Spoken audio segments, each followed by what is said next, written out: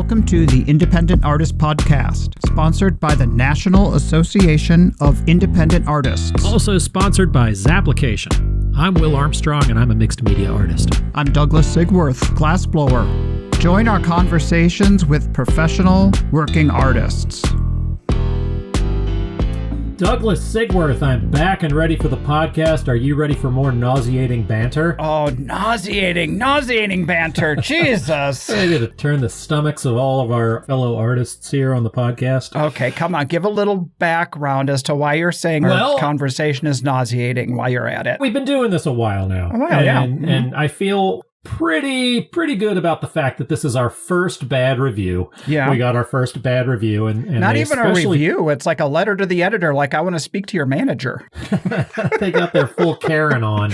I've been told that is that I shouldn't talk about Karens. That's one way that the world silences the voice of women. So I've been listening to that. But this woman was a total Karen. Well, you were a little crude. I think I even called you out on that one. I was nauseating. Let's continue, and crude. Shall we? Yes. I have no plans to change my ways, my wicked ways. Here's the thing. This is a volunteer project that you and I are just like kind of having fun with. And if somebody isn't enjoying us, I mean, I'm sorry.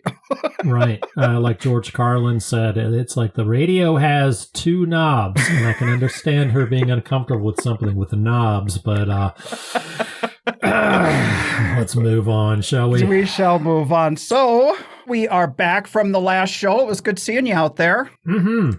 I really appreciate you coming down the hill and seeing some of the new work. That meant a lot. I know it wasn't super easy on your poor club feet. You know, coming to see you was not the problem. It was the going back up. Oh, God. You needed a lift. I swear they had a lift going the other direction. I was like, man, if they only had that.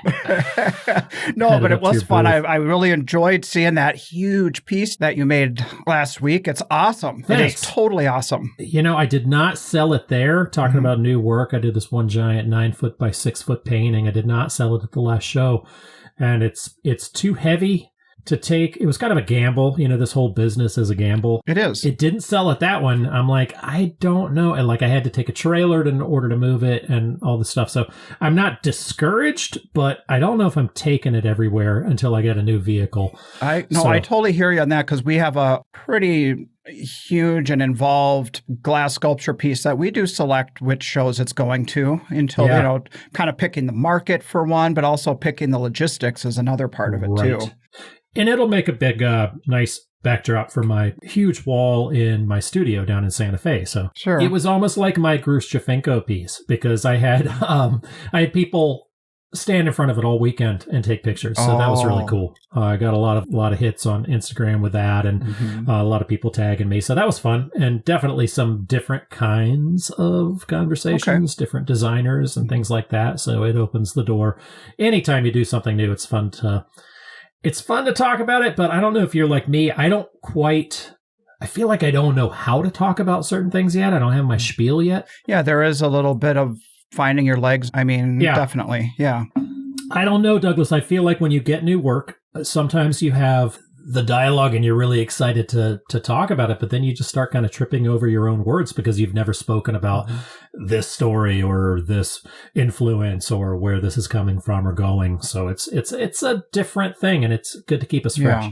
Well, I noticed walking down the hill, it caught my attention from 8 booths away, because it is that big of a scale. Nice.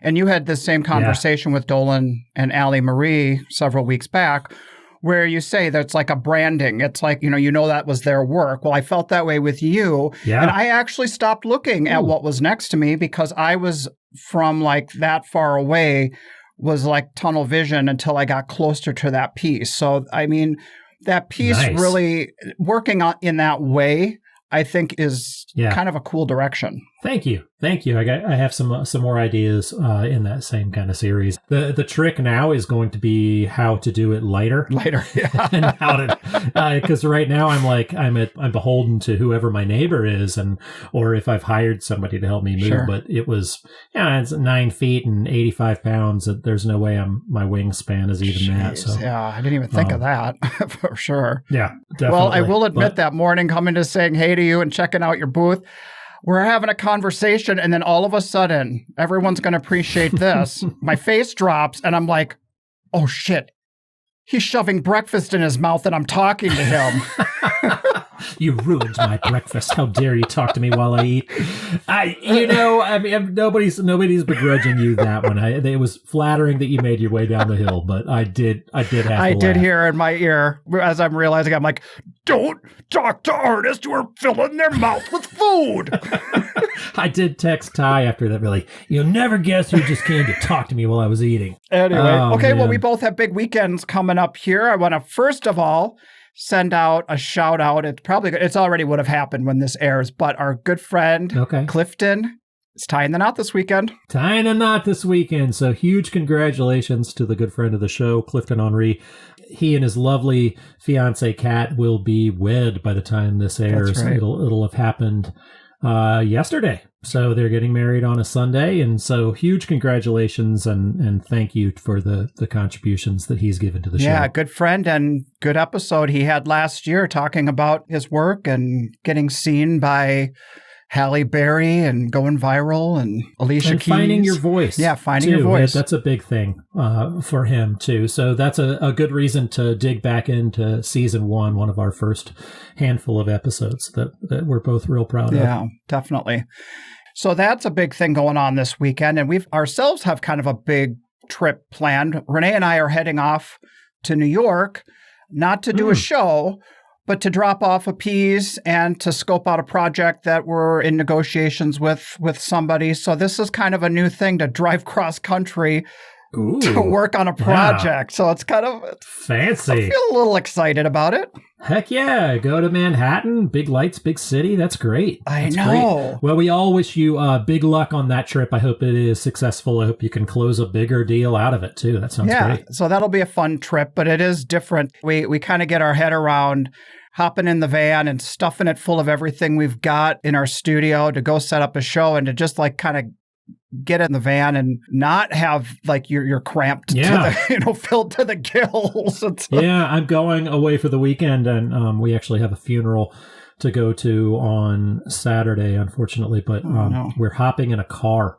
It's like, what the hell is this thing? A car. We're going to get in my wife's car. Isn't this for driving around town, not for going anywhere far? She's a jeweler. She could go to a show in her car and rent a tent and do all that stuff. But we're going to hop in her little Volvo and, man, it's going to be so nice to just sit there as a passenger and not worry about setting up. Nobody's going to... It's like going to an art show. Like, do you kind of like going to something that's not art show related? I feel like I'm going to get there. They're going to ask me to bury the body. I'm like, okay, get to work. I was like, let's see, I'm going to a funeral. I need to bring my shovel. I need to bring my tarp so that I don't mess up the grass. Anyway, I'm not. That makes it sound like I bury bodies for a living, but maybe you do. Maybe you don't. Watch your P's and Q's, Douglas.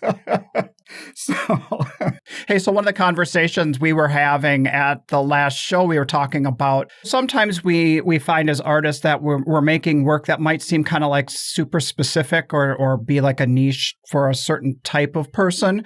And it might not necessarily appeal to both members of a partnership. And how do you navigate your way through that? This may be a side note to that, but I always feel like I make something and I think it's going to appeal to one person and it always appeals to somebody else. Oh, okay. So that's a weird thing for me. I feel like I'm trying to make it for maybe a certain group or a certain room of a house or home. And it kind of, I don't know, it always ends up kind of going somewhere else. How do you deal with that? I just remember when we were talking about it, and I was like, "Yeah, I totally get what you're saying." And you looked at me and you said, "No, you don't." Well, you know what it was? What we were talking about is I was telling a very specific story. And in order to like with those portrait pieces that I've done, not only do you have to like the portrait and like the work, you have to like the person I painted, and you have to like the saying that I wrote underneath it. Okay. So it's a very, very specific market. And I was feeling jealous of you at the time. And because you were like, well, that's like glass. And I was like, the fuck it is like glass. You just have shiny. You just have to have like, it's like this thing. And it's not saying a story or anything that's like as honed in. And I just was feeling a little, I guess, I was being a jerk is what I was being, I guess. It was a big shock. Okay, so I get that point. I get that. And I do feel like there's an aspect of our business, of any artist business, where we're kind of making something that we love, that we have a deep connection to. Somebody might see it and go, well, I would like it if it was a little different. And then there's part of us that does that shift and say, well, I'm going to do what really excites me, but it'll still fit within your range of the pie, like you talk about. Yep. What can I still tolerate making that fits into my aesthetic and my thing, even if it's, let's say, a different color, you know? Right. I mean, you're probably dealing with the fact that you've got like, well, if it was a little different blue, then it would match the couch. There is definitely an element of home interior, kind of architectural kind of stuff going on. Are you dropping your spiel on me? Do I hear you kicking into the spiel?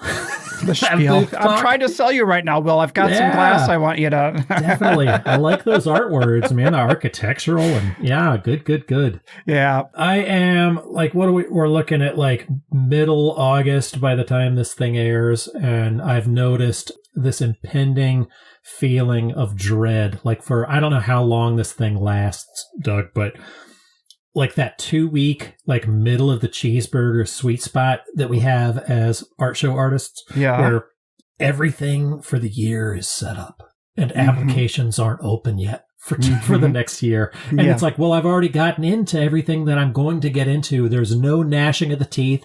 There's no worry. There's no check your email every 15 minutes. The die's been cast. It's like you just have to show up and be a worker. I'm a worker. I got 3 shows left. I'm just going to go do them. And instead, I'm like, oh, man, this is so great.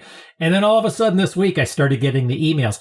Our application is open. Oh. And it's like, oh, I hate it. I don't want to, I get the dread of applying. I'm like, oh, I got to get my new zaps in. I got to go format my images. I got to go do this. And I got to, I got to go look at my thing again and see exactly. I got to go start. Okay, Armstrong, stop. What? Now you're putting me into a huge panic attack, for crying out loud. I literally last night thinking about finishing this year and scheduling a surgery, and then next year thinking about what I'm going to do next year and when I can get back on the road. Florida's open. What? Florida is open. I know. That's what's stressing me out. I can't even deal with it right now. So, okay. I hope you get into Winter Park. Okay.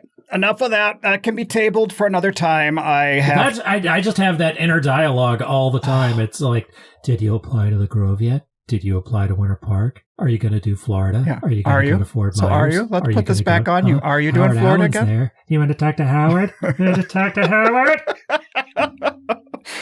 Okay. Yep. That's making Well, you know what? You know who is not panic-inducing, Douglas? Who is that? The lovely Kat Tesla. We've got her on the show. She is so cool and level-headed, and I really appreciate her sharing with us this week the struggles that she went through this year in a very vulnerable way. It's just an inspiring story. It is an inspiring story, and the way she kind of handled it with grace. And she is such a lovely human. And it's really nice to see her and her husband back out there. I think of her as kind of a powerhouse in our industry. And I've always thought of her as this person of kind of like, just like a strong presence and big, strong paintings. And she's the whole package. Definitely. The business and the art. They're big and they're strong, but they're feminine, but they're also, she's got a voice, and to kind of bring that to the show and share her strength as well as her vulnerability is a pretty huge gift. So thank you to her. Yep. Great talk. And let's just roll right into it, shall we? This is Kat Tesla from Northport, Florida. This episode of the Independent Artist Podcast is brought to you by Zap, the digital application service where artists and art festivals connect. Doug, I was sitting down and talking with my wife yesterday. She had just come in from her studio and she was complaining. One of the big shows, they decided to do a do-it-yourself, reinvent the wheel application. Hate that so much. Yeah, seriously. I mean, it's like typically an application that would take you 2 minutes on Zap. All of a sudden, it's going to take you an hour and a half to reformat all of your images to their specifications. It just made me think about how easy easy applying with Zap is. You just click a few buttons, you've got your 1920s all formatted, and you are good to go. Exactly. So I personally appreciate what Zap is doing, and thanks for not making us reinvent the wheel every single week like we used to have to do. Kat, welcome to the Independent Artist Podcast. It's so great to see you, and I'm glad you could join us. Oh, I'm thrilled to be here, Douglas. We met for the first time in Des Moines this year, but I knew of you from your online presence. I mean, you've got a huge online presence. And I'm zooming by your booth on my knee scooter, and I'm like, wait a minute, that's Kat Tesla. I got to make the introduction. Well, I think we've both had quite a year of health issues. We have. And I do want to get into that. But before we start delving into the most recent speed bumps we've been going through, I kind of want to lay the groundwork and get to know the broader story of you. I kind of feel like when I started looking at your social and looking at your bio and stuff online, you are someone who has a very strong sense of both sides of your brain. It seems like you work very left and right side. Is that true? Yeah, that's most definitely true.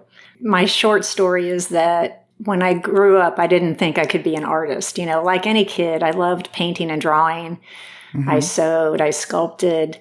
And in high school, when I was getting ready to graduate, I was a super nerd. I also equally loved math and science. Oh, okay. So I was awarded a one-year scholarship to the Kansas City Art Institute that I declined. Really? And I had academic scholarships. I know. The audience probably just gasped. You're like identified for having excellence in your creative abilities, and you're like, that's not really what we don't go on to be artists, or what? Was that kind of the practical thing? Well, we didn't know anybody who was an artist. And I remember clearly my dad saying, you got the first year covered, good luck with that. Oh, so the scholarship, but is like after that, you know what I mean? You're on your own kind of thing? Yes. So, him saying that sent me down a 20-year career in science. Okay. So I ended up getting a bachelor's degree in biology and a master's degree in human genetics. Wow. And I was on faculty at Emory University in Atlanta as a genetic counselor. Genetic counselors see people through the lifespan. I worked in high-risk OB, so I saw people who might be doing IVF and having pre-implantation genetic diagnosis, or somebody who was having an amniocentesis, or there was an abnormal ultrasound or whatever. I would be the person that they would see. And then when the results were abnormal, I was the person that called them to tell them. So genetic counselors have, really kind of specialized training in both counseling and science. So our job is to translate complex information into layman's terms. So psychology played a big part of it too, because you have to cushion the blow and transition people into like a game plan when they've been maybe given information that's hard to process. That's exactly right. So you have to get them, kind of back where they can hear you. Back from the brink, so they can hear you. Back from the brink. But I have to say, I owe my art career to art festivals because my friends and I were going to these art festivals. Oh, that was like your weekend entertainment? Pretty much, yeah. And I couldn't believe what I was seeing because I was walking through like the Piedmont Art Festival in Atlanta when it was going on, and the Virginia Highlands Art Festival and the Dogwood Arts Festival. And I was like, oh my God, they're doing it. They're doing it. They're making their living as an artist. And it was at that moment that I was like, I can do this. We've had this story before from some other of our guests. Clifton Henry talked about in his photography and graphic design background, when he'd go to art fairs, he'd be like, I could do what these people are doing. I mean, did you feel like your work would fit right in? Or was it just that there was a model out there, a sales model for you that you could do that? It was really the model, which, it just hit me like a 2x4. It was like, this is now a possibility because I had put it on the shelf, Yeah. So was it like the hobby? Yes. You know what I mean? That you could express yourself, but it wasn't a lifestyle. It wasn't a way to make a living. Absolutely. So I entered the Virginia Highlands Art Festival in Atlanta in 1997, and I got in the show. I won best in my category, and I sold almost everything I brought only because I had no idea what I was doing with regards to pricing. So everything was very cheap. Well, don't sell yourself short there. I mean, I understand that, but no matter what the price, if there wasn't something that resonated with the audience, they're not going to spend $10, let alone, $1,000 or, $500, whatever you entered the market with. But I understand what you're saying. Yeah. There. But that's such a welcoming entry. That the response was like off the charts, accepting, and you sell everything and all that good stuff. No, I couldn't believe it. And then I had a gallery call me and invite me to be represented by them. So literally the next week, I went part-time in my genetics job. Wow. That fast. I mean, that almost seems like an overnight thing. Well, I was so curious. I had to find out more. Okay, so how did that transition from the professional science world into the art world? How did that work? Well, about 4 years later, in 2001, things were going really well. So I was planning to quit. Okay. At that time, I was having some medical problems. I had to have a hysterectomy in December of 2001. So I was going to come back to work for a couple weeks in end of January, and then I was going to, give my resignation letter. Sure. So a month after my hysterectomy, my husband was diagnosed with colon cancer. I was 38, he was 41, and it was like the rug of fate had yanked out from under us. Well, and that's a time when a lot of us worked in jobs for healthcare because healthcare was just an impossible thing to count on as an independent. Oh, and so what happened was I stayed at my job for 5 more years because there was no Affordable Care Act. So every insurance company said, look, we're not going to touch you until your husband is 5 years cancer-free. And it was just, it was one of the hardest times, I got to tell you. Because you had the enthusiasm just to move into that next world, yes. But you were being held back. Yeah. And so one thing you'll learn about me is I'm a nerd. Do you remember in high school, the groups, like there were the jocks and the burnouts and the nerds and whatever. I was in the nerd group. I think I was there too. It's okay. So I knew I had these 5 years that I had to wait because we got our medical insurance through my job. Oh, yeah. I started reading marketing books and business books. My husband and I took courses on body language so that we would understand better how to sell. We took courses on negotiation. After that 5 years was up, we were ready. Well, you are approaching the art world from a real business focus. That's an intense planning for this creative field. I mean, I feel like a lot of us artists jump into the fun part of it, the part where we can access our creativity and express our ideas and our feelings. And they don't teach in school, or not many schools. I didn't have this experience in my school, where they teach you to create a marketing or business plan or anything like that. Right. So you were doing that on your own without anyone kind of guiding you. Mm-hmm. Yeah, because I had to be successful. I wanted to leave my day job and not look back. So you had a plan, and then you were able to execute that plan when the time frame happened? Right. So I left my genetics job. It was in 2006. And my husband also, he was running a renovation company, kind of boutique renovations for very wealthy homeowners, like, creating a wine cellar or, whatever they wanted, a spa room or that kind of thing. Okay.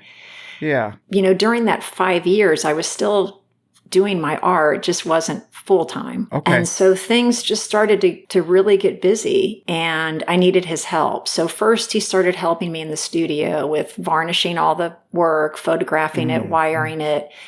Then he started helping me with the website. Then I couldn't keep up with QuickBooks. So, I taught him how to do QuickBooks. So, there were more holes in the dam that he was able to fill. Right. And so, we both decided that we'd rather work for ourselves than somebody else. So he folded his company, and that was kind of it. Then we forged ahead on the road of art festivals. Wow. We just talked to Dolan and Allie Marie Guyman a couple episodes ago, and they have that kind of perfect partnership where they've got Dolan as the artist and Allie Marie is the business side.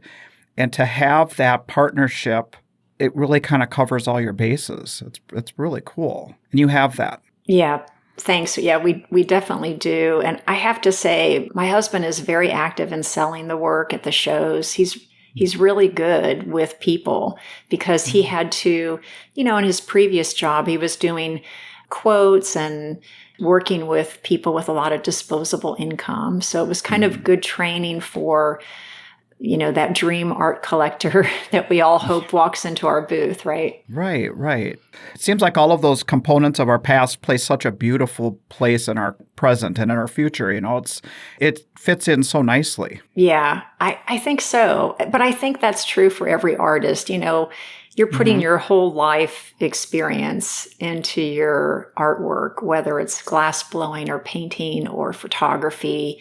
I think the artist is their art. That's such a good point, because one of the things that I struggle with, and it kind of brings me to the crux of our conversation today, is that where does that line, it's different for everybody, of course, but we are artists who connect with what we make to sell it. So then how do we have a line of what's personal and what's public? You know what I'm saying? It seems like that line gets pretty blurry sometimes. Yeah, that can be a little tricky, I would say. It was hard for our kids. Our kids grew up on the road with us at shows, and we treat a lot of our collectors like family. They come in and we hug them and say, how's the kids and how's the this? And the kids then, when we establish appropriate boundaries with, I have a story that I've told on the podcast about somebody who wanted my daughter to come walk with them to the car, and we're like, no, that's not going to happen. But our daughter didn't know any difference. It's like, this is like Uncle so-and-so or Aunt blah, blah, blah. And we can trust them because whatever. It's just a whole weird phenomenon out there. Oh, yeah, most definitely. Yeah, no, we have collectors that we, stay with at shows. We have so many collectors that we call friends, and happily so. Yeah. So you've been in this full-time artist mode then for 20 some years now, right? Where that professional genetic science world is in the past. Right. And then your most recent kind of speed bump that comes along is this diagnosis that you had. Right. So in February, I had an abnormal mammogram. It was a routine mammogram. And I'm doing all the Florida shows. I don't even remember what was in February. It's that kind of experience. And then a few weeks after that, I have a breast biopsy that is right before Vero Beach. Okay. Then my last show is downtown Naples. So we're waiting for the results. And my husband and I are debating, do we even go to that show?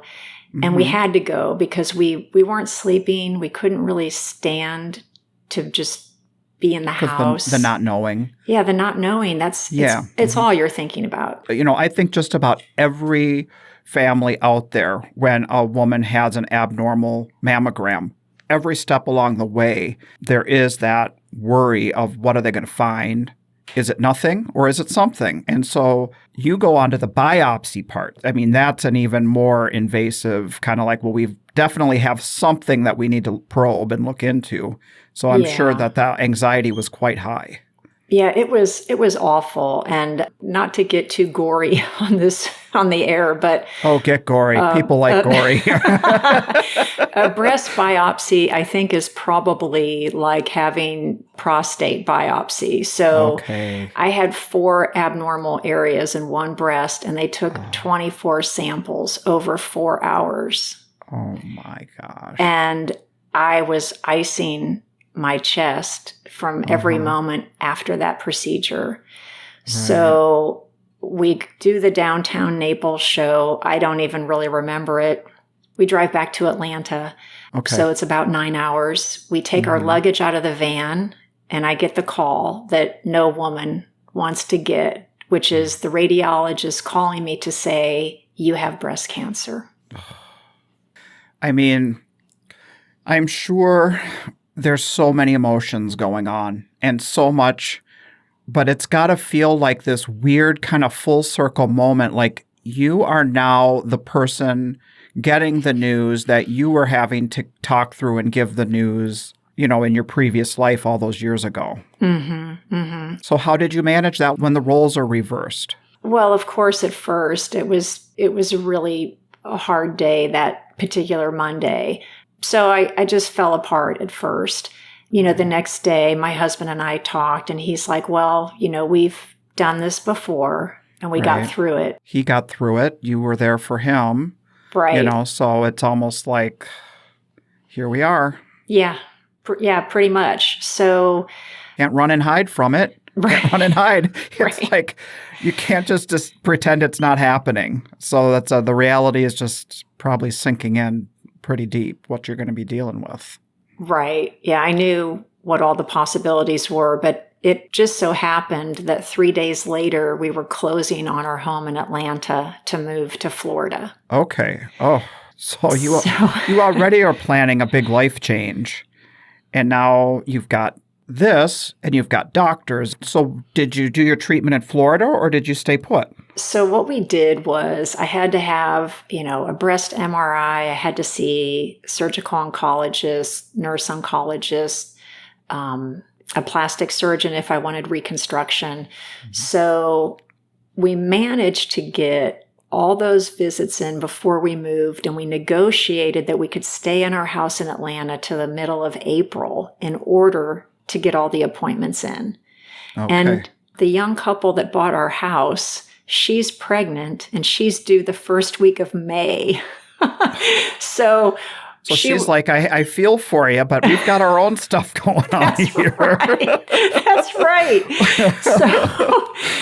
So we knew it was a big ask because they were like, we got to get in here. Yes, right. So we managed to get those initial appointments done, and then we had a surgery date in May. So we moved to Florida, and we were just frantically unpacking, and we weren't sleeping because it was all about waiting for a double mastectomy. So that is probably the longest month of your life, I would assume. Yes, most definitely. So then there was the question of, well, how do I handle this? I have shows. I have galleries that are talking to me about commissions. I have people from shows talking to me about commissions. I teach artists online workshops. I coach some individual artists. So then the question was, who do we tell? The first shock is really internal. And it's like, how am I going to deal with what's happening to me physically? The bubble starts going outward. It's like, this affects how I make a living. So I'm sure that as those ripples go outward, how do we manage this life we've crafted? Because as artists, we have to hustle. Oh, absolutely. And so we panicked for a few days. And then in our heads, we weren't going to be able to keep straight who we had told and who we didn't tell. It got down to that. So I very nervously made a public announcement on my Instagram and Facebook pages. Yeah. And right before I did that, I emailed all my galleries and art consulting firms I work with and just said, hey, this is what's going on. Nothing until September, pretty much.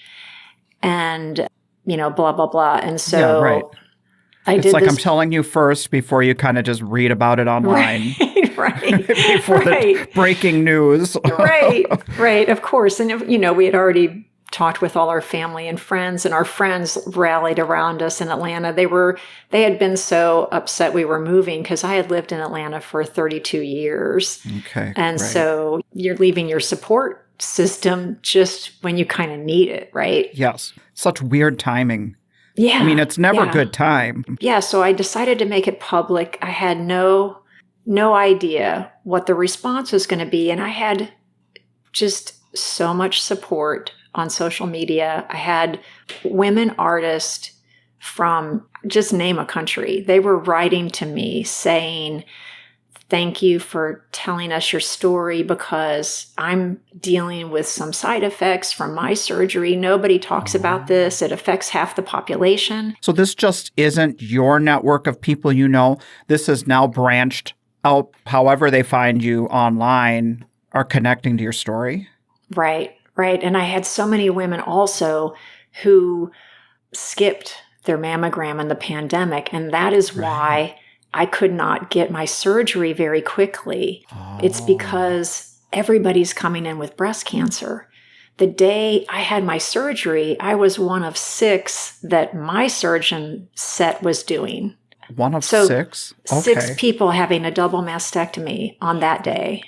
Wow. And, they can't, their people are just being diagnosed all the time. So if the trick with cancer, the whole gig is you've got to catch it as early as you can because then it's treatable. And mine, I just needed surgery because it was caught very early. I'm super lucky. Mm-hmm. When people wait, that's when you're going to need, chemo, radiation. When you start ignoring your appointments or you skip, so if you think if you skip your mammogram in the pandemic, then you have not had anybody check for 2 years. That's more than enough time for a tumor to grow. For it to get to a stage where it's beyond where anybody would want it to go. Right. Wow. So you put yourself out there and you got love back. You got overwhelming support from people you know, people you don't know. And I mean, there had to be this fear of revealing the most vulnerable thing about yourself.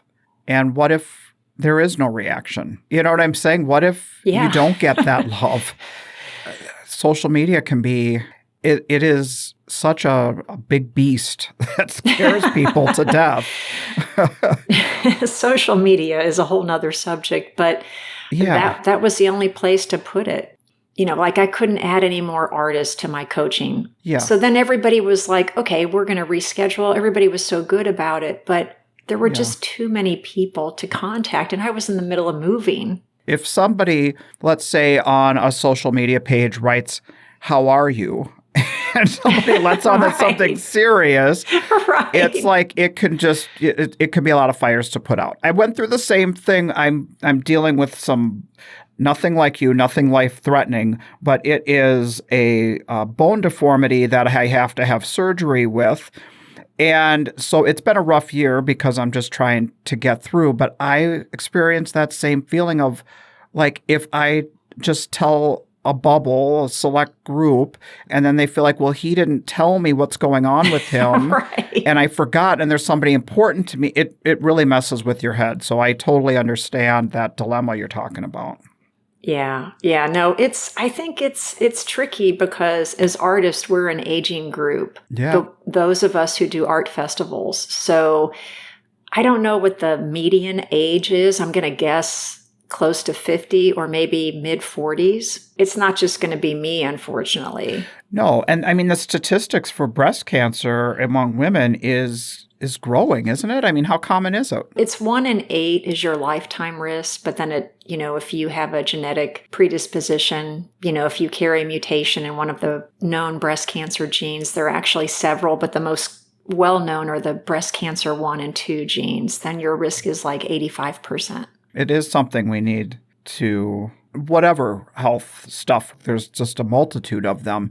We're humans, and part of being alive on the planet is dealing with our health. I mean, and choosing to put ourselves out there and being creative, but then also our work comes from us. It's hard to maintain any sense of, it's almost like we have to treat ourselves like celebrities in a way, which is kind of a sickening thought. You know what I'm saying? The ego and everything, but we kind of have to. I mean, people fall in love with us. They fall in love with our story. They fall in love with our work based on the experiences they have with us. Right.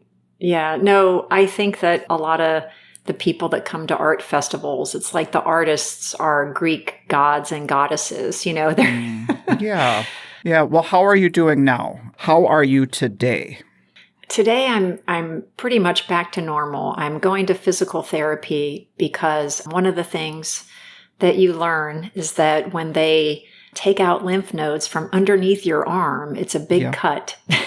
Right. And there are a shit ton of nerves under your arm. And so you can have nerve damage. It can be temporary or permanent. My doctor thinks mine is temporary, but it's in my painting arm, which, since my breast cancer was on the right side and I'm right-handed. So I have a great physical therapist down here in Florida who actually, one of their specialties is women who have had double mastectomies and are having nerve pain. So it's phenomenal. So I'm, kind of learning a lot now about how to take care of myself and recover fully, but I'm getting really close. So thanks. Oh, good. That's really good news. Okay, so you put yourself out there online to let people know, but then one thing I see from your social media is you allow the experience of cancer to also influence what you wanted to make, what you wanted to express, not just like telling your story verbally, but in your work, it kind of seems like it had an impact. Right. So I did have, that time before my double mastectomy, and we were unpacking things, but I was also painting because I was only sleeping like maybe 4 hours a night. I just was reeling, waiting for my surgery and still getting used to the idea that, oh my God, I have breast cancer. So I painted a lot. And one day I had a pile of small canvases and I started writing like a drawing medium, FU Cancer, on each one. And I started painting them. And so I did an FU Cancer series of small works, and I sold them, and I'm still selling them, but I raised $3,000 and donated it to breast cancer research. And then I had all these people contact me and say, I want an FU Cancer painting. So I had to do more of them. Open it back up again. It was great. So I'm going to continue the series until the end of the year. And I'm going to make another donation to breast cancer research probably in November. But it was a really great way for me to kind of get my anxiety out by, using painting as therapy. And then selling those paintings for breast cancer awareness and to raise money for research. Wow. So tell me more about that. Was the FU Cancer written across the canvas, but then you painted an abstract on top of it? The words are underneath. So I'd write FU Cancer and then I'd, kind of erase it with a big brush stroke because I wanted it to feel like I was, mentally I was channeling that I was done with cancer and that I was cancer free. I was really just trying to think ahead and tell myself, there's going to be a day where I'm not going to feel like this. I'm going to feel back to at least a new normal. There are some spiritual thinkers out there who believe that it isn't necessarily fantasizing about it. It is energetically creating it. Is that what you were kind of doing too? I mean, were you mentally trying to heal before the doctors could physically go in and take that cancer out of your body? I don't think I was mentally trying to heal, but I'm a big believer in visualization. So my husband and I plan out our year and we put together something called a desire board. And we do this every year. And I teach artists online to do this as well. What do you desire? Maybe you want a house in the mountains. Maybe you want your work in a museum. Maybe you want to laugh more. Maybe you're too serious. We have our desire boards pinned on our wall where we can see them. So I made a desire board for my breast cancer. What did I want to happen? And I had a particular surgeon that I wanted at Emory, because I knew actually a lot of the oncologists because I helped start the cancer genetics clinic. So I got the surgeon I wanted. Okay. Probably just a coincidence, but it was on my desire board. I wanted to, heal in a particular number of months. I wanted to be able to go to Cherry Creek. Right. So I had, a timeline in my mind where I would be okay enough to do certain things. And I had all of that written down. These are super specific. It's not like a general thing. It's like a specific show you want to be at, a specific doctor and all that stuff. So cool. Yeah, absolutely. So I think there is, like, you can search Dr. Google and find that there is a lot of science around manifestation. There is the science of manifestation is a thing. Yeah. I'm no expert on that, but I think it's really good to focus on what you want and not spend time on what you're worried about, like the what if, what if that happens? What if that happens? Well, those are the things you don't want to happen.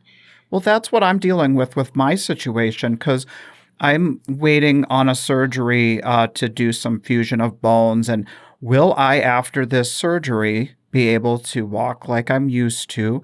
I need to do that because now with the year of struggling, I chose to wait. I'm kind of lucky in the sense that I got to plan how I do this recovery. So I didn't have to stop my entire world and put the income and the shows on hold. I could say, I'm going to do this on my timeline when I feel comfortable. But it's been a challenge. It's been a physical challenge to navigate. But now I'm getting into that kind of that dark thinking because I've been doing this for so long. Right. Of, is this my new normal? What if it doesn't go the way I want it to? I really appreciate that suggestion. Yeah, so those are things I would throw out the door and start writing down what you want to happen. And I would be as specific as you can. And I know it sounds a little woo-woo, to talk about this stuff. But we're artists. There is woo-woo involved, right? Absolutely. And the thing is, there are a lot of corporate people on the planet who do this kind of thing. Sure. There are a zillion books on it. I have other things on my desire board for the year, like I want to have hair like Cher. Okay. So It's not going to happen, but I grew up watching Sonny and Cher, and I always wanted to have her hair. Obviously, I see. It's not at all what I have, but you can kind of put anything on there. But I have to tell you, Douglas, that my husband and I have a number we put on our desire board at the beginning of the year of what we want to achieve that year. A number for like gross sales, income, whatever. Is that what you're talking about? Manifesting your income? Okay. Yeah, a number for gross sales, and we always exceed it. We've done that too for years. In fact, if anyone walks into my grinding room as I stare at it while I'm grinding each piece, which I hate to do, that's the least favorite part of the process for me is the cold working aspect of glass. And I stare at that number and then the new number goes down below it. And that's that's my non-intentional way of doing what you're talking about. But that's exactly the same idea, focusing on it. It's the same exact thing. Okay. Wow.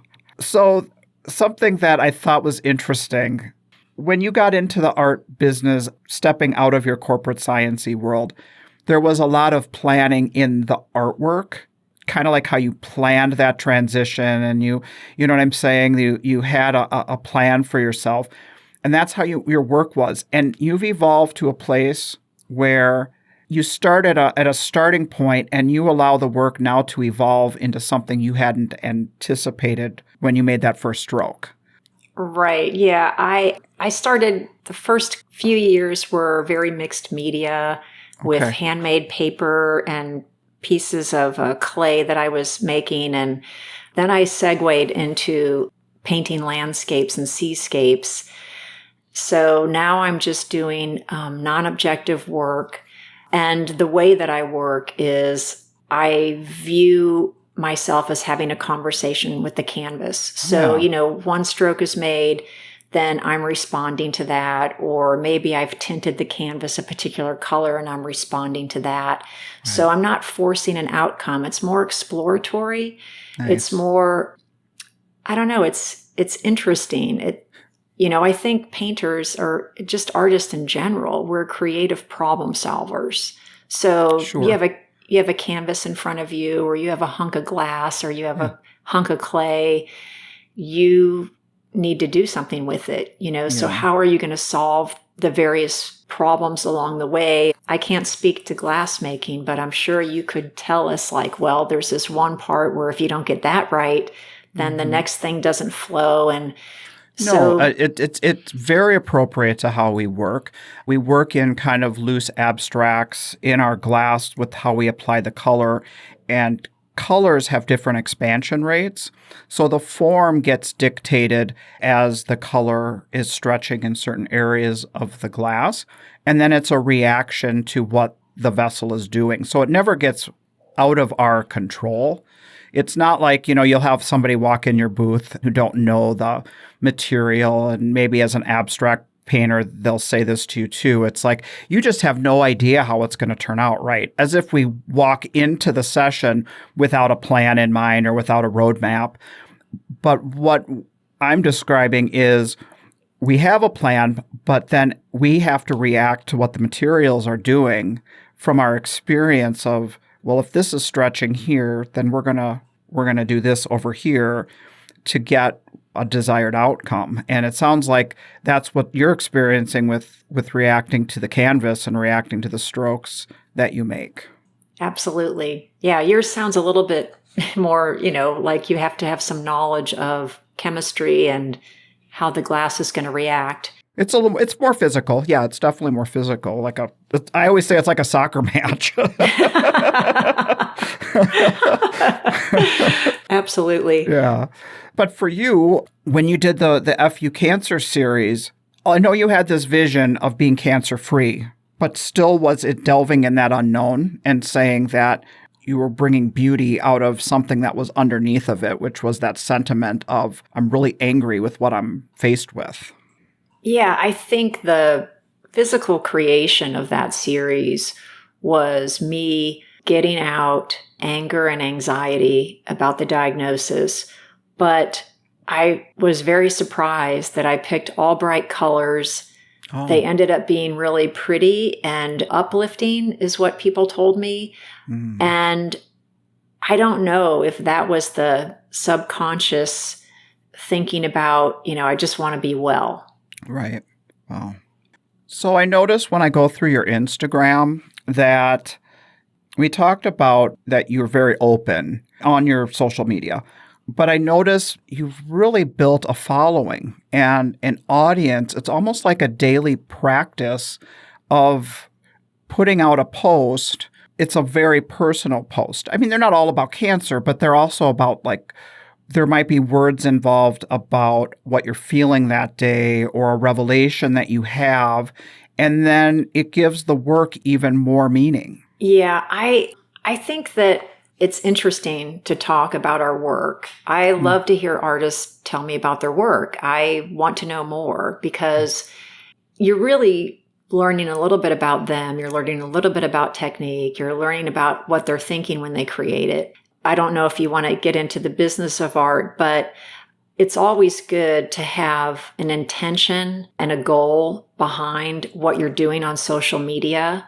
Mm. So I'm not really posting just on a whim. I have a little bit of a plan. I see. I'm nurturing my current collectors and artists who might want to take one of my workshops or who need help with their art business. Okay. And so I feel like if I can be transparent, that's helpful in nurturing both of those audiences. It's a genuine, kind of authentic way of communicating with people. And also, like you said, nurturing that business model. You'll get work from social media. You might not sell your work on social media. People will start following you, and it's because they're interested in your story. Mm-hmm. They're interested in you. When an artist sells their work, the collector is buying, of course, the art, but they're buying the artist. Well, it's super hard to do that online on these channels. You put me face to face with somebody and we have a wonderful connection. But then to post it on a worldwide network like that, there is a struggle with that, but you do it so beautifully. It feels effortless. I know it's not, because there is, like you said, there is a methodology, there's a plan, there's a strategy with how you do things. Thank you. It's something I'm passionate about. I want to let people into my world. Art is about connection, right? So where I have stood in front of a canvas for weeks or months or however long it took me to finish it, then the potential collector is going to stand right where I was standing, and they're going to be pacing back and forth, looking at the details, examining the work, making a decision, and they're going to be feeling whatever I have put there, but they're going to be walking the same steps essentially as I did. Okay, so that is an extension of meeting them in the booth or seeing it at a gallery. Right. That this is their way to touch into the creation and the inception of the birth of the piece. Right. So just like if you have a person walk into your booth, they're not going to look at the glass from a distance. They're going to get up close. They're going to want to maybe touch it. They're going to look at it from different angles. And it's going to kind of mirror how you created it. You, of course, were touching the glass and looking at it from different angles. I find that art collectors and artists actually have a very intimate connection. When somebody buys your work, it's because they both like the work, but there's something about you in the work that they're connecting to. Right. This mentoring and this teaching that you're currently doing, is that something that you've been doing for a while, or did this come about with the pandemic? It stemmed out of the pandemic. In 2019, I had taught workshops in Santa Fe with a friend of mine named Julie Schumer. We taught painting workshops, and we had an idea for teaching both painting workshops and the business of art workshops in 2020. We had them actually scheduled and loaded with artists. Our bank account was full. And then we had to cancel all that and refund everybody's money. And we were really devastated, like everybody was, when the coronavirus pandemic began. So Julie called me up one day, maybe a month later, and she said, "We're taking this operation online." We formed a company and we began filming. So we each teach our own painting workshops on our own. We teach one together, but we started teaching a course called The Business of Art online. I see. And can artists take your classes by going to your website? Is that something that's available that way? Is that how they get in touch with you for that? Yeah, so the business course is actually on the website that Julie and our business created. It's called artsmartworkshops.net. Gotcha. Okay. And then what happened was the people who took the Business of Art course wanted more help. So we started a Business of Art membership, and you have access to a library of information. We add new content every Tuesday. We have a monthly business call on Zoom that we do with any artist in the membership who wants to be at it. And we help each other troubleshoot issues that they're having in their art business. Kat, you've got like the whole package. I never feel like that. I just feel like I'm trying like everybody else. You know, one of the things that I have to say, it's really wonderful to help other artists. It's just so gratifying. I mean, it's a kick to help somebody else. I don't know. It's hard to describe that feeling. Well, that mentoring, I mean, that's really awesome. I mean, that is a great way to put all of the things that you've learned and all of your skills into what you know about this business and transfer that on to other people so other people have the access to what you've learned. I mean, that's awesome. That's really cool. So in your teachings, what are some of the high points that are most important to you or that you like to talk to your students about? Well, one thing is that the business of art, I think, is a numbers game. So to get to a particular amount of money in a year, you have to do a certain number of shows. You have to sell a certain number of works of art. And there's a principle called the Pareto principle, which is the 80-20 rule. And in a nutshell, the 80-20 rule states that 80% of your consequences come from 20% of your causes. So for example, 80% of your art sales come from 20% of your customers. And that's a really important thing to understand because people are always trying to get new collectors, but the success rate of selling to a collector you already have is 60 to 70%. That's been documented in a gajillion business studies. This takes me back to the conversation that I had last year with Eric Lee, who has a very specific style. He does back painted glass. I know Eric. Yeah. So he started with wall pieces, but then he started evolving his style, his look into functional pieces like furniture. And he was saying that those collectors would acquire multiple pieces because they liked him and his aesthetic and his look. And so if he just stayed with wall art, he was going to max out his customers. Is that kind of what you're talking about? Yeah, most definitely. I mean, you have to evolve so that you continue to have new offerings for your audience. But to try to sell to a new customer, your success rate is maybe 5 to 20%. It's harder, but you've already got past collectors of your work. If you nurture that audience, and by nurture, I mean send them some e-blasts, talk about your work. They want to know. They want to know about you. I've had people opening my e-blasts for over 20 years. And they'll email me and say, I love getting these. And it's because an artist's life is interesting, right? It's like what we said before. Like when you go to an art festival, the audience thinks that we're like Greek goddesses and Greek gods. Right. It's uncomfortable for us to have that ego, but that is maybe what the collectors expect from us or want from us. Right. So it's going to be way easier to sell a second time or a third time or a 10th time to somebody who's already qualified. They've already bought from you. You already know they like your stuff.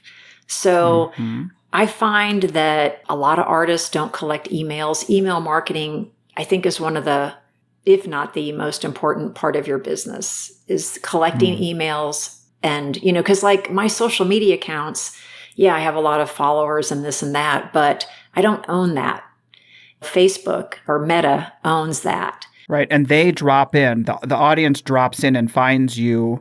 And then all you can control is what you put out. You can't control what actually shows up in their feed. They control that. Right. The emails, we can control what they see. Right. And I can have those in a spreadsheet on my computer. So I've got them. It's not like another company has them and is holding them hostage. Interesting.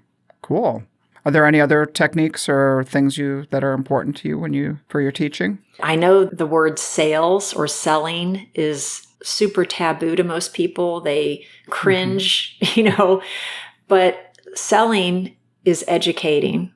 That's all it is. So if you can educate somebody about what you do, you're selling. So think about it this way. You go to buy a car at a car dealership. What does the salesperson tell you? They tell you about the car, They tell you about the radio knobs and the whatever. Right. The tires and is it fabric? Is it leather? But I understand that discomfort because we have to tell them what we were feeling and what we were thinking when we made this piece. And it's more comfortable for us just to say, here's the painting, look at it. What do you get from it? But I know that's harder to sell it if you don't talk about what's going on in it and their themes or whatever. Yeah, I think that everybody wants to know your story. Your story sells your work. They're looking at you and your art, and they kind of want to know, how did this all happen? How are you here? How did this work evolve? And so if you're just able to talk about your work and educate your audience, that's it. That's what selling is. Are there any points during the year where cancer actually served as a distraction to selling the work? I don't really bring it up unless somebody else brings it up. So I had a really nice past collector came to Des Moines, and she brought me this diamond. It's a pin that you like wear on your lapel. It's a heart with the breast cancer pink ribbon through it. Yeah. And she just came to give it to me. And she said, somebody gave this to me when I had breast cancer. And so I want you to wear it and I want you to keep it. And then there'll come a time where you're going to be able to give that to somebody else. And so, it was just this incredible gift from her. And it really is like sisterhood. A really nice piece of jewelry. Okay, right. It was a piece of jewelry. Yeah, it was an actual piece of jewelry. What would you say, looking back over this year, this speed bump of cancer, what do you think you've kind of learned through that experience? So many things. So I would say one thing is that most all people are really, really nice, even when you think they're not. Yes. I heard from people that I was not expecting to hear from. People really care, and they're very, very kind and generous. So I think the generosity of people just blew me away. I've really learned a lot from the talks from Brené Brown, where she talks about connection and how we form connections with people. And I have learned in the past few years that where we have true connection is being able to safely share vulnerabilities and have somebody meet you on that level and share their vulnerabilities with you as well. And there, it's a safe place of growth. And so that's such a sweet and powerful thing for you to be at your low. I mean, that's like the bottom, to have your mortality be on the table and to have people come to you and support that and honor it. Yeah, it was really just mind-blowing. And I think that's really the biggest lesson, that at the end of the day, most people are really good. The other thing was I just can't even tell you how many emails I got from collectors. So the other thing that happened was everybody shared their story. So I know all the people on the planet now who have had cancer because they all tell you. Well, there's definitely an element of woundology where we bond over our shared wounds, right? Right. But I think also is that, I guess the thing that I've learned is when something bad happens, you can always find just a kernel that carries you through. What kept you going? Was it the reaction from people around you that kept you getting up and staying positive, or is that just your nature? What kept you going? Probably a little bit of both. I'm definitely a glass half full kind of person. Sure. But this kind of thing brings you to your knees. So I would really say it was other people supporting me. I was getting cards and letters. I had calls from show directors. I have cards from show directors. One show director sent me flowers. I mean, just stuff that oh my gosh, you would never expect. And I didn't even know they knew. So I didn't even know who saw my posts on social media. Where it came from, right. How the knowledge came to them. Right. And so I think that the rallying of the art community really kept me going. And so many women were like, look, this is what happened to me and I'm still here. Okay. And so that kept you from getting too dark. That's right. Knowing that there's that they had a positive outcome. There's no reason I can't have that same positive outcome. Absolutely. Absolutely. Yeah. I think that's what happens. You get to a particular point in your life. Like I never dreamed I would get breast cancer, but I never dreamed I'd be talking about it ever, and like when you first get cancer and they tell you, you can't even say it. Like I was trembling, talking to my mom to tell her, and she was freaking out. She had to get off the phone because she was losing it. She's 87. She hasn't had any health problems in her life. She's going to live forever.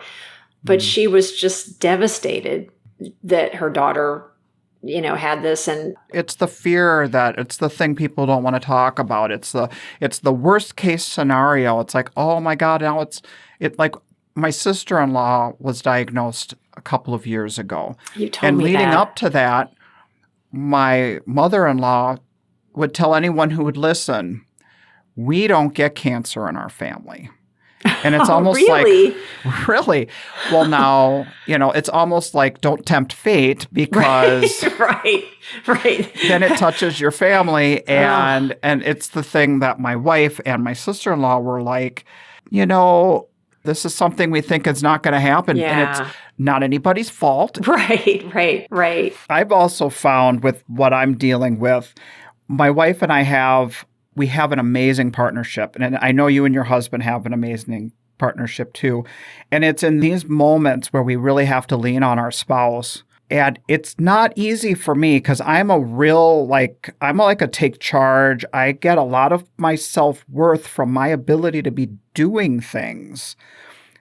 Doing things, like actually physically accomplishing stuff. And that kind of really messes with your head when you have to adjust what you're capable of doing. Oh, yeah, for sure. I'm kind of like the ever ready bunny. I go, I'm a hard worker. I like work. I know, another nerdy thing about me, but I like running a business. So it was really hard to be in pain, curled up in a ball for weeks on end. My husband, of course, was a rock. He was fantastic. And like I said, we knew what the experience was going to be like a little bit because of his cancer. But I can tell you, it's really, really different when it's you. Right. I'm sure that when you were his support in those moments, it's like we will bend over backwards for somebody else. But it is hard to be the one to say, okay, for my case, will you bend down and take off my shoes and ankle braces? It's just like, I feel awful. Like, who would want to do that? But that's the blessing in that relationship and that partnership. That person truly has your back. And so I hope you could take that strength and that support and not feel bad about it, to allow yourself to be taken care of. I didn't really have a choice. My husband had to help me shower. He had to wash my hair because you can't lift your arms after a double mastectomy for almost a month. It's impossible. The pain is excruciating if you try. I tried by mistake, and you only make that mistake one time. So, and then after he washed my hair, I was like, you're going to have to brush it. So I guess no dude with short hair really understands what's involved with combing through, right? Right. I'm like, I need a comb or a brush through this wad of... You're like, see why I want Cher's hair? Come on. Exactly. Oh, man. Oh, my gosh. This has been so much fun. And I really appreciate you being vulnerable and sharing your story. And maybe just one last thing I'll ask you is if you, going through this, had any kind of like words of advice or words of wisdom to somebody who's in your position, what would you say to them? I would say ask for help. I don't know why, but like my mom's generation, she was shocked that I was telling people that I put it on social media because in her generation, they didn't talk about that kind of thing. And I couldn't imagine going through this in some isolation bubble. So I would say ask for help. Don't need to bite any bullets and get through it. Right. It's not time to be strong man. It's time to just be real. That's so great. That's beautiful. Kat, I can't wait to see you in person and give you a big fat hug. Thanks for this talk. Thanks, Douglas. All right. Have a good one. Great talk, Douglas. Great talk with Kat. Kat, thank you again for sharing your voice and everything you've got to give here to our little industry. So, and she was pretty powerful words. She's such a support to me too. I mean, a lot of the stuff that she went through with cancer, my situation isn't life-threatening, of course, but She had so many comforting, inspiring words that are getting my head on straight with what I have to deal with. Well, they're inspiring words for all of us, especially dealing with we're all, God, I still feel like I'm one of the younger people on the circuit. Yeah. I'm in my, we're both the same age. Mm-hmm. We're 51, 52 here at the end of next month. Right. But we are all going to be facing these little health hiccups, and hopefully there are things that we can get to the other side of. And if I could just get that cadmium brush out of my mouth while I'm working, and just the dangers that we all face, but we're all going to be dealing with little health things here on out, right? Yeah, and her advice on how for me to not get into that dark thinking. I know you and I talked about this last year when you were experiencing your Achilles tear. It's hard not to get dark. It's hard not to feel like this is how it is for me now. This is my new normal. And then doing shows and having, like the last show I did, it really wiped the floor with me. I mean, I could not function after the weekend, and I had to put in a cancellation for my next show. I really wanted to go do the show. I needed to do the next show, but I had to cancel. Yeah, that's a huge bummer. But I mean, the only thing we can do is to kind of face it with whatever kind of grace we have. I don't have any, to be honest. Next time I go down, I've already promised my wife I'm going into therapy. Okay, yeah. No shame in the mental health game. I'll definitely go talk to somebody. I can't handle it myself, and I realized that last time I went down. Mm-hmm. So yeah, for sure. In regards to canceling my last show, I do want to send out a thank you to the show for being so gracious and offering me, my booth refund. And, I really believe that if a show if they can fill your spot and they can give you a hardship refund if you're in crisis with your health or a death in the family or something like that, that it should become an industry standard that they take care of us like that. Another thing, it's like this double-edged sword. I know a lot of art show folks out there are like, well, why should I tell them I'm canceling when they're not going to give me my money back? And that's kind of a dick move, honestly, because somebody's sitting there at home going, oh my God, I've got the mortgage coming up and I've got this and I don't have enough here and I could really use a show. Or it's always the right thing to do to cancel when you know you're going to cancel. But I know that the incentive sometimes is not there if people aren't going to pay them back. Yeah, I can understand that side of it. It's hard.